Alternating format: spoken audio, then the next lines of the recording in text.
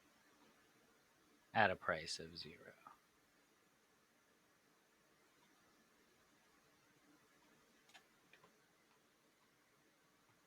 And then the quantity demanded is essentially going to start at 26.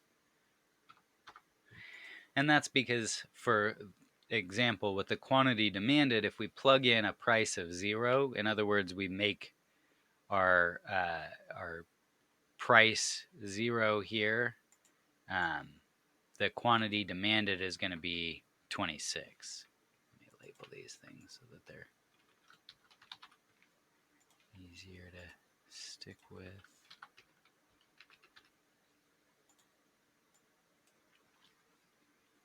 So we're going to be working with formulas like this to find our equilibrium, and understanding how this formula makes this type of line will be very helpful as you move through your class.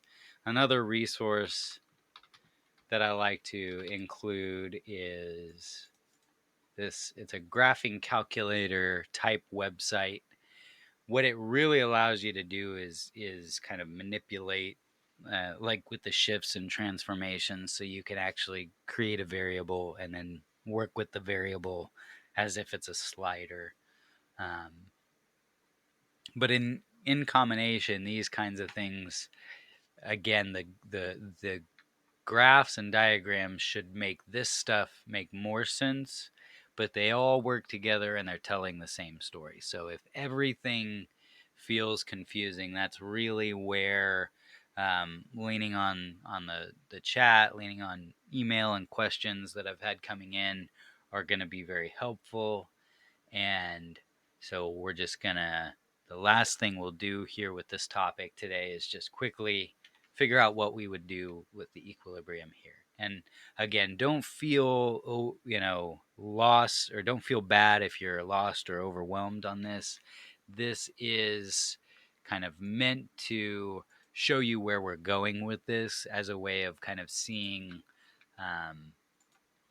making it feel familiar when we get there. So equilibrium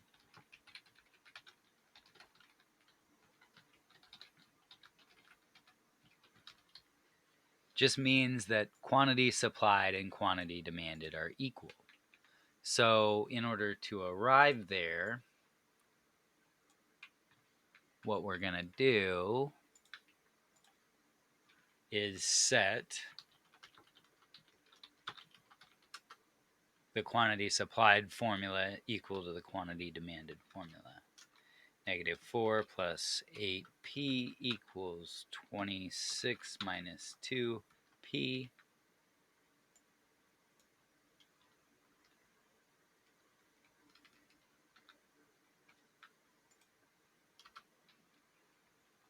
So now what we can do is add 2p and add 4.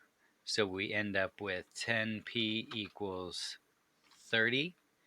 So if we add 4 to both sides, we get rid of this. If we add 2p to both sides, we get rid of this. And I want to go ahead and show that step just to be clear.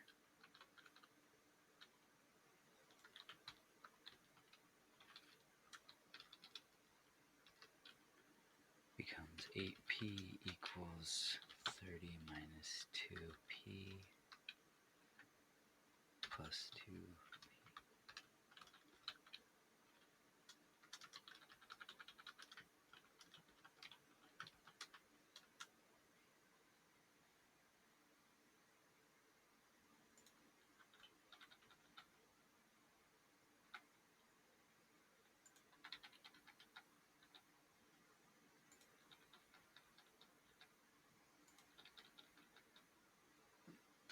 That was correct.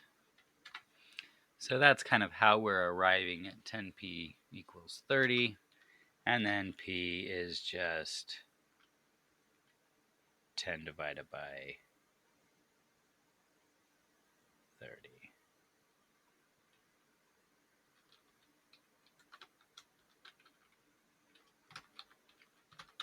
Set that backwards.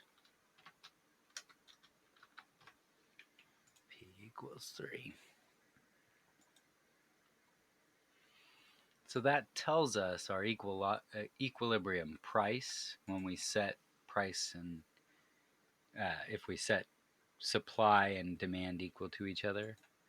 Now we take that equilibrium price and plug it in, and I want to put it, do this.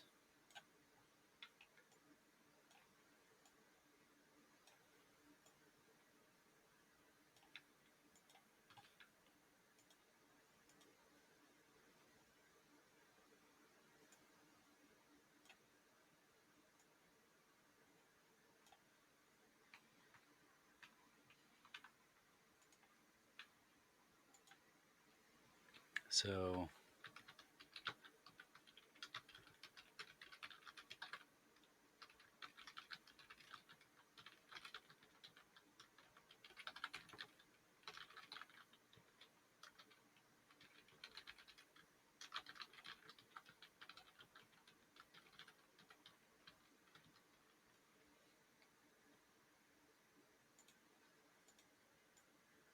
now we plug that in, and we will end up with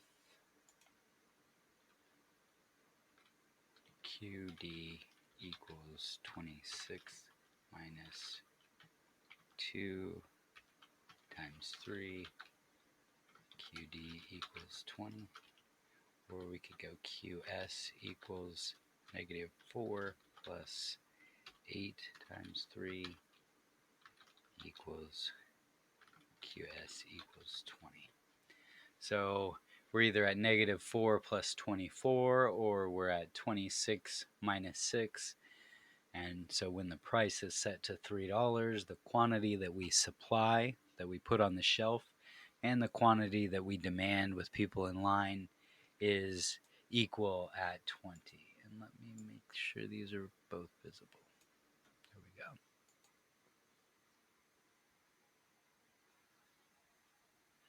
So this is just a really kind of quick, rough example to show you where we're headed with discussions of equilibrium. Equilibrium is going to be one of those kind of constant concepts that, especially in a microeconomics class, you're going to learn how to calculate equilibrium. Then you're going to learn how to calculate equilibrium and use that to figure out consumer and producer surplus. And then you might learn how to calculate equilibrium and then use that to look at the new equilibrium when a tax is introduced, and use that to calculate the new consumer surplus, where we can then figure out what was lost in terms of the economy be as a result of the tax. So we're going to take this foundational building block and we're going to continue adding to it. And again, this example was not to illustrate or teach you. It was to more show you where we're headed with it. If you are kind of coming at this from a strong math foundation, then this might be all it really takes to unlock the whole subject. If you're coming at it and you're feeling very confused, I hope that you can look at these things and say, all right, well, if I'm still confused now, that's completely okay, because I'm looking at pretty much everything I need to make sense of in order for the class to start making sense. So we can kind of identify a lot of the problems that you might have with you being able to point out what on this board today is still really confusing, where you're lost. And it could be as simple as when you see QS and QD, you're thinking of something else. And so it's getting in that mindset where when you see P, you're seeing a price. When you see QS, what I always like to do with QS and QD, or supply and demand, and I've alluded to it today, is the supply curve is how much stuff I'm putting on the shelf. And as you raise the price tag, I put more stuff on the shelf, because when I sell it, I make more money if I get to sell it for a higher price. That's the incentive for putting more on the shelf when the price tag goes up. So if I have tickets to a concert and I paid $100 for it, and you offer me 150, I might still not be willing to put my ticket back on the shelf for you. But if you offer me $1,000 for my ticket, I might be eager to put that ticket on the shelf for you. And in the aggregate, when we add up a lot of people behaving, in their own way, um, together in a pile, we end up with kind of overall a lot of people willing to put their ticket on the shelf as a result of increased offering prices from buyers who really want to go to the concert, for example. And then in the other way, if the quantity supplied is the stuff I put on the shelf based on the price increasing, then the quantity demanded is the stuff I'm lining up to buy, or how many people are lined up to buy things. And again, the miracle of ordering that we're assuming is taking place there. We need to understand that we're doing that. It helps to understand that that's the assumption that we make when we order our demand curve like this, is that that first person in line is the one who's willing and able to pay the most. We need to understand that we're doing it, but it doesn't necessarily take away from what we're really able to gain. So we do make a lot of simplifications and assumptions to get our models understandable. What they're going to tell us isn't, um, you know, perfect precision about what changes we need to make. It gives us a general idea and a general kind of feel for how things can work. For a business individually, it can help us make decisions to increase profit. So overall, really, this concept started very, very simple and broad. We were able to kind of touch on a lot of future topics and concepts in here. And with this topic, we'll probably kind of return to it as a visual example in specific lessons down the road, especially as we get into perfect competition and when we're looking at specific free response questions or multiple choice questions to try to kind of figure out how you would approach that in an exam. We're going to come back to this idea that we can visualize the equilibrium condition happening with a farmer's market or a festival that opens up in the morning and closes in the evening. And so for the purposes of in that location and serving that group of customers, that business kind of technically only exists for that one day, at least in that form. And so that's really where we can see it playing out perfectly. But in understanding those assumptions that we're making, we can get a much more clear perspective and a more realistic understanding of what we should do with this information that we're gaining. So this one definitely went a little bit longer. I may or may not clip things out of this one just because, like I said, we're going to revisit this analogy, and I think we'll be able to do it more concisely in the future. But thank you for tuning in. As always, if you have questions, email at nanoeconomicstv@gmail.com or the suggestion box on my Twitch page. Anytime I'm live, feel free to bombard the chat with comments that you have or questions you have about your own lectures, your own class. And I'm just here to help and offer basically the same type of tutoring that I would give on an individualized basis, but in this kind of group setting where it can potentially be helpful now or down the road as well. So thank you for checking out, and I'll see you next time.